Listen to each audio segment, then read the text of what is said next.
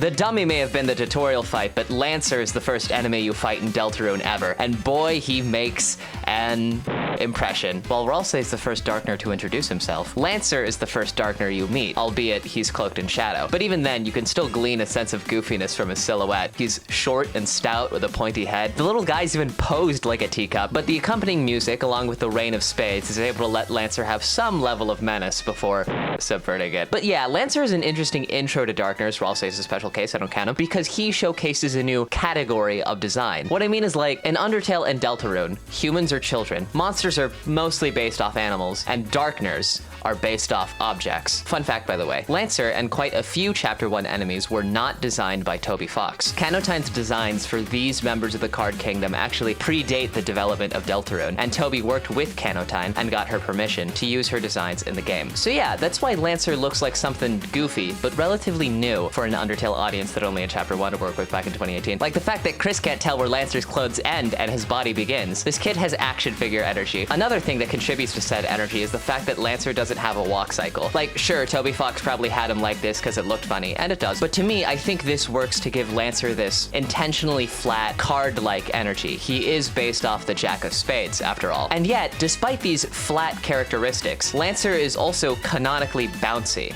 Like, really bouncy. It's a contradiction, but an interesting one. I like to think that to lighteners like Chris and Susie, Lancer looks like he's two-dimensional from every angle, yet he still somehow exists and navigates in three-dimensional space. And yeah, I think stuff like this is yet again another example of how Darkners have shape-shifty properties, like this. I like to think that Lancer full-on morphing his face in this way for the sake of a bit isn't an exaggeration or a metaphor. It's something that's literally happening within the world. So yes, to me, Lancer has contradictory characteristics that work to introduce the wacky and dreamlike nature of Dark Worlds. In these alternate views of reality through lenses of shadow, imagination can supersede physics, which means a flat yet bouncy boy can ride a bike like a motorcycle simply by setting it on fire.